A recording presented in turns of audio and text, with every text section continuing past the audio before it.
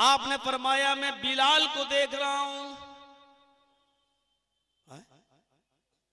साहबा ने कहा बिलाल को? बिलाल की रंगत कैसी थी उसको बताने की जरूरत नहीं, शक्ल सूरत कैसी थी बताने की जरूरत नहीं, सिर्फ इतना बता दूं कि हदीस की किताबों में इतना लिखा है कोयले का रंग फिर भी कुछ साफ होता होगा, बिलाल उससे भी ज्यादा काले। ये मैं नहीं कह रहा हूं, हदीस की किताबों में ये अल्फाज लिखे हुए हैं कि बिलाल का रंग कोयले की शक्ल से भी ज्यादा काला। लेकिन नबी अकरम की निगाहें बिलाल को देख रही हैं और एक साहबी ने कहा अल्लाह के रसूल ये बैठे हैं। आपने कहा बिलाल सर नीचे किए हुए बैठे हो और मेरी नजरें तुम्ही को देख रही हैं। लब्बैक या रसूल अल्लाह, हाजिर हूं कहिए अल्लाह के नबी, क्यों आपकी नजरें मुझे देख रही हैं? फरमाया बिलाल सिर्फ इतना बता दो, ये जानना चाहता हूं ऐसा कौन सा नेक अमल करते हो, ऐसा कौन सा नेक काम तुम करते हो।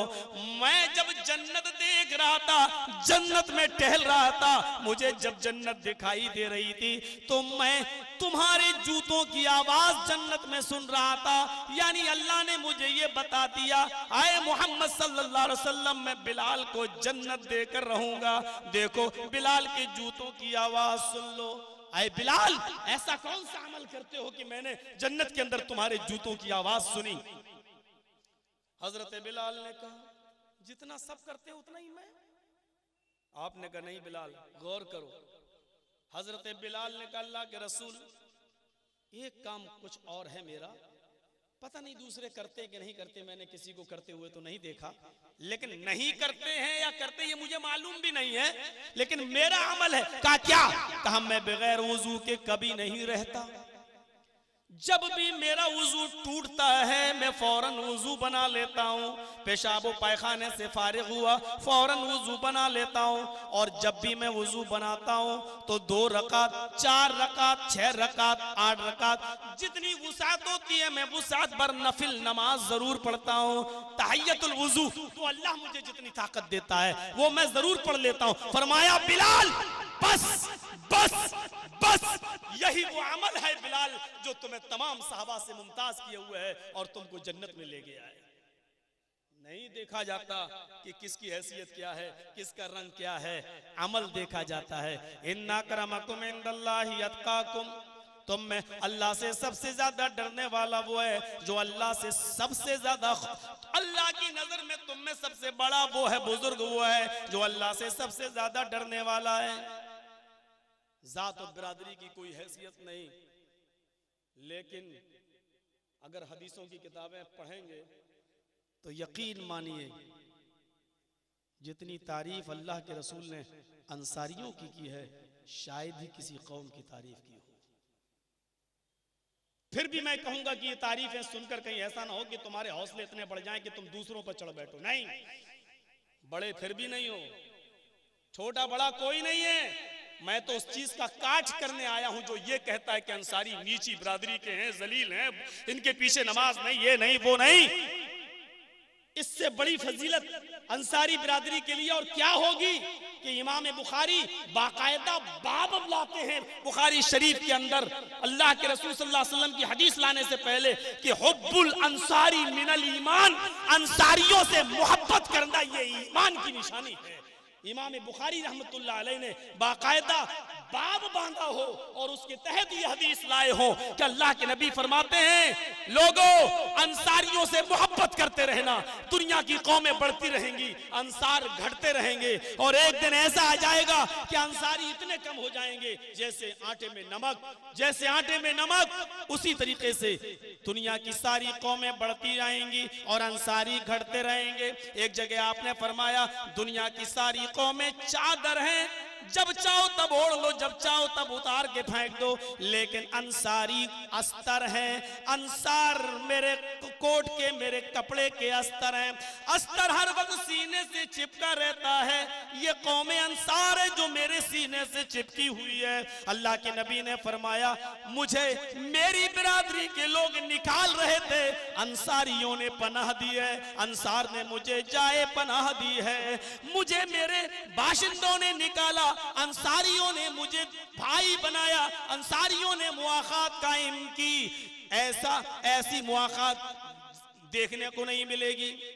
मक्के के लोग मदीने आ गए हिजरत करके, आपने भाई भाई बना दिया अंसार और मुहाजिरीन को। तसव्वुर करिए, बरादरी में मोहब्बत पैदा हो गई अंसार और मुहाजिरीन के दरमियान। तो आपने देखा होगा अंसारियों का जज्बा, सलाम करिए उस जज्बे को। अल्लाह के नबी को सामने खड़े करके फरमाया था अंसारियों ने, आय अल्लाह के नबी मेरे 2 मकान है, मैं अपने भाई को अपने साथ लेके जाता हूं, दोनों मकान देख ले, जो पसंद है मेरे भाई के लिए, जो पसंद है वो ये ले ले, जो नापसंद है वो मुझे दे दे। एक उठता है, अल्लाह के नबी आपने इसको मेरा भाई बनाया है, मेरे 2 बगीचे हैं, 2 बाग हैं, मैं इसको लेके जाता हूं, दोनों दिखा देता हूं, जो इसको पसंद आ जाए वो बाग ये ले ले, और जो नापसंद आए वो मुझे दे दे। और एक तो उठे, वो यहां तक कहने लगे, आय अल्लाह के नबी मेरी 2 बीवियां हैं, मैं अपने भाई को लेके चलता हूं, उन दोनों को पेश कर देता हूं, मेरे भाई को जो बीवी पसंद आए मैं उसको तलाक दे देता हूं, ये उसके साथ निकाह कर ले, और जिसको पसंद न करे उसको मैं रख लेता हूं। मेरे भाइयों, ये जज्बा था कौम अंसार का, इसीलिए अल्लाह के नबी ने फरमाया अंसार से मोहब्बत ईमान की अलामत है और अंसार से नफरत मुनाफिकत की अलामत है। ये हदीस मैं समझता हूं कि इसके होने के बाद अब किसी शख्स की जबान अंसार के बारे में कुछ बोलने से पहले 1000 मर्तबा कुछ सोचेगी कि हम किस कौम के बारे में कुछ बोल रहे हैं। लेकिन इस खुशफहमी में इतने मुब्तला मत हो जाना कि जैसे बहुत से लोग कहते हैं कि मैं तो रसूल के खानदान का हूँ, नमाज पढ़ें ना पढ़ें, रोज़ा रखें ना रखें, हम जन्नत में पहुंच जाएंगे। कहीं ऐसा ना हो कि आप कौम अंसार की इतनी तारीफें सुनने के बाद कहीं ऐसा ना हो कि आप ये सोचें कि अंसारियों के बारे में अल्लाह के नबी ने इतनी तारीफ कर दी है। मेरे भाइयों, ये चंद बातें मैंने थोड़ी सी तमहीद के तौर पर पेश की थी। अब मैं चलता हूं सीरतुन नबी के ताल्लुक से कुछ बातें आपके सामने रखने, इसमें कोई शक नहीं। मैंने बहुत छोटी सी आयत पढ़ी है, बल्कि पूरी आयत भी नहीं पढ़ी है, क्योंकि पूरी आयत तक मैं पहुंच भी नहीं पाऊंगा, सिर्फ उसका एक टुकड़ा पेश किया। लक़द कान लकुम फी रसूलिल्लाहि उस्वतुन हसना, बस इसी पर बोलना। पहले तर्जुमे पर गौर कर लो। तर्जुमा क्या है? समंदर को कूजे में बंद कर दिया, तुम्हारे लिए मुहम्मदुर रसूलुल्लाह की जिंदगी में एक बेहतरीन नमूना है। समझ रहे हैं? बस मैं इसको ज्यादा तूल न देकर यूं कह देता हूं कि तुम्हारे लिए नबी अकरम की पूरी जिंदगी आइडियल है। अल्लाह ने अगर किसी की जिंदगी को आइडियल बनाया है, नमूना बनाया है, तो वो सिर्फ मुहम्मदुर रसूलुल्लाह सल्लल्लाहु अलैहि वसल्लम। क्या है? नमूना। पूरी जिंदगी, समझ रहे हैं? पूरी जिंदगी तुम्हारे लिए रसूलुल्लाह की पूरी जिंदगी नमूना है। ये कहकर अल्लाह ने क्या बताना चाहा? उठना, बैठना, लेटना, सोना, जागना, खाना, पीना, पेशाब, लैट्रिन, शादी ब्याह, गर्ज ये कि तुम्हारी जिंदगी को गुजारने के लिए तुम्हें जितनी चीजों की जरूरत पड़ती है और जो चीजें तुम्हें दरपेश होती हैं, उन तमाम चीजों में तुम्हारे लिए जनाब मुहम्मदुर रसूलुल्लाह की जिंदगी आइडियल है, तुम्हारे लिए नबी की जिंदगी मॉडल है।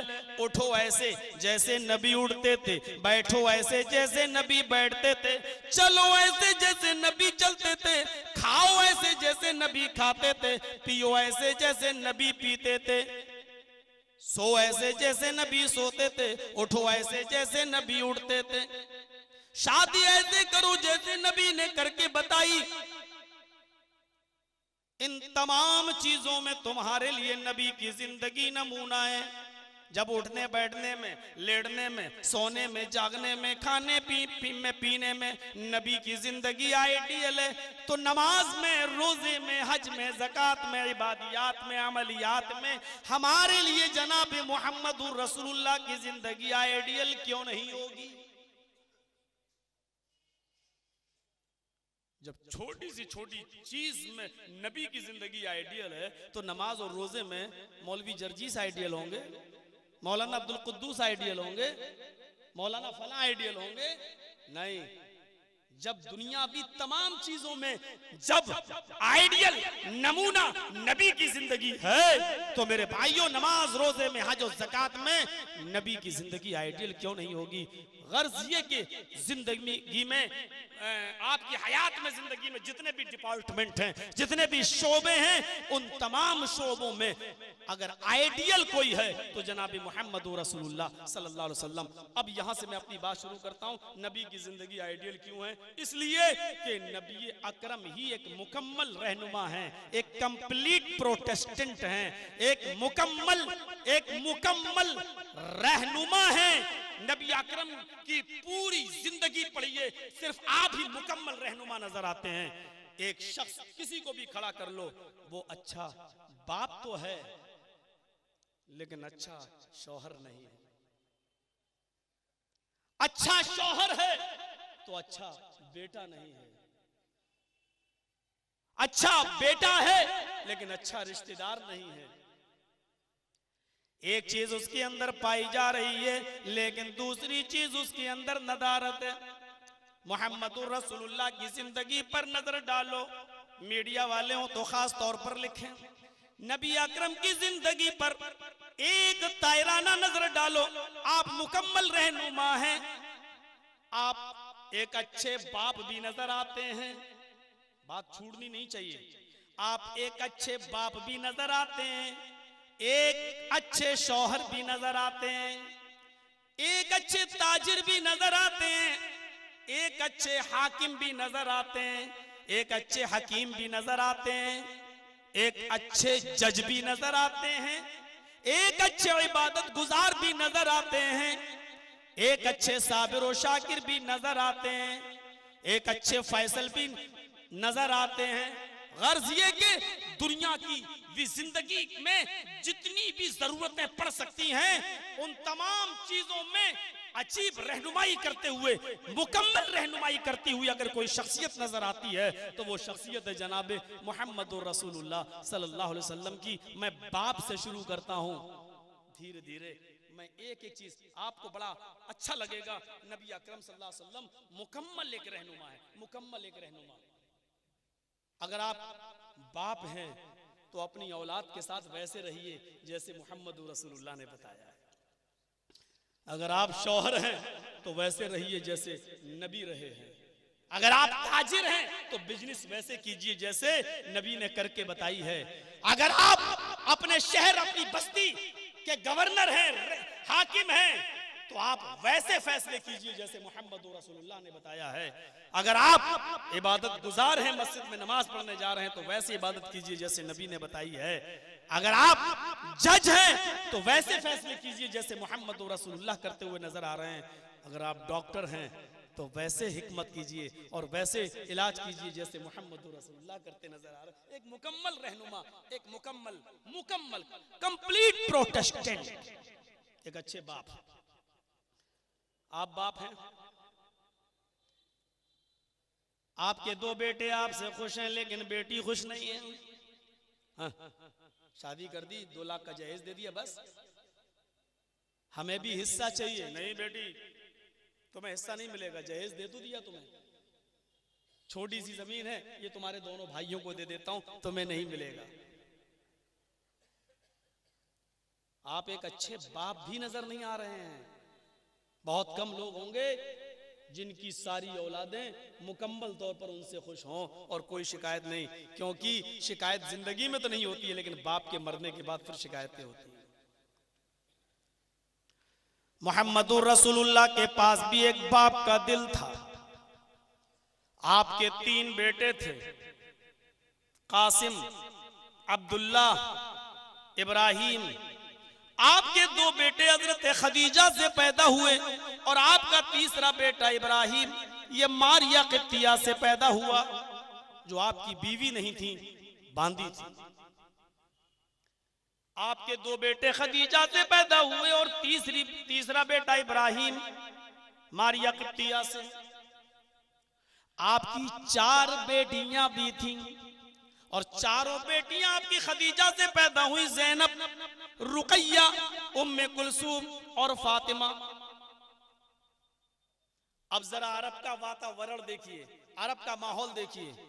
वहां लड़के जब पैदा होते हैं, वहां जब बच्चे पैदा होते हैं लड़का, तो बाप देखता ये लड़का है, यक़्तुलूना अब्नाअहुम, वो अपनी औलाद को काट दिया करते थे, कत्ल कर दिया करते थे। मैं शराबी हूँ, बड़े होकर ये भी शराबी बन जाएगा, मेरे ऊपर बोझ बनेगा, मेरे अपने पास खाने पीने को है नहीं, इसको कहां से खाना पीना लाऊंगा।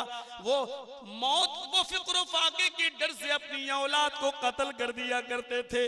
लेकिन नजर डालो, ऐसे वातावरण में मोहम्मद इब्ने अब्दुल्ला के 2 बेटे पैदा होते हैं। कासिम छोटी सी उम्र में इंतकाल कर गए। आपका दूसरा बेटा अब्दुल्ला भी इस दुनिया से चला गया।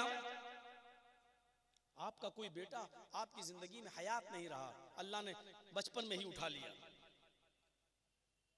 लेकिन जब आपका तीसरा बेटा इंतकाल कर गया, इब्राहिम 18 महीने की उम्र गुजार कर 1.5 साल का बच्चा आपका जो मारिया किप्तिया से पैदा था, उस मौके पर यह आपका लास्ट बेटा था, मारिया किप्तिया के बतन से पैदा हुआ था। आपको इस बच्चे से उम्मीद थी मेरे बाद ये बच्चा बड़े होकर मेरे दीन के मामले को आगे बढ़ाएगा। हर बाप को अपने जो चीज छोड़ के जा रहा है वो अपने बेटे से उम्मीद लगाता है कि ये जिंदा रखेगा उसको मेरे बाद। नबी अकरम को भी उम्मीदें थी कि मेरे दीन को मेरे बेटे से तक़वियत मिलेगी।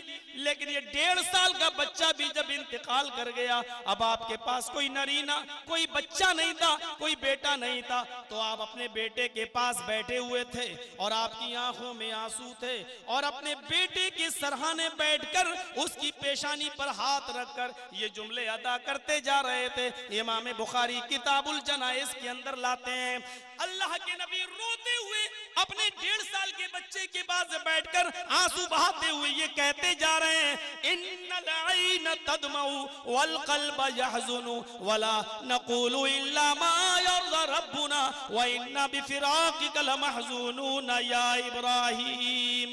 ऐ मेरे बेटे, तेरी जुदाई से मेरी आंखों में आंसू आ गए। ऐ मेरे बेटे, तेरी जुदाई से मेरी आंखें अश्कबार हो गई। ऐ मेरे बेटे, तेरी जुदाई से मेरी आंखें रो पड़ी। वल क़ल्ब यहज़ुन, और दिल भी गमगीन हो गया।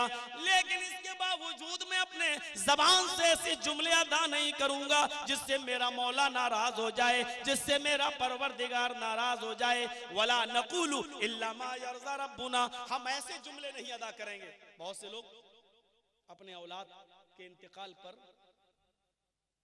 पागल से हो जाते हैं, बाल नोचते हैं, करीबान फाड़ते हैं, हाय वाय किनारे लगाते हैं। अल्लाह के रसूल ने उसी तरफ इशारा किया, वला नक़ूलु इल्ला मा यर्ज़ा रब्बुना। तेरे इंतकाल की वजह से आंखों में आंसू जरूर है, दिल गमगीन जरूर है, लेकिन ऐसी बातें नहीं कहूंगा जिससे मेरा रब नाराज हो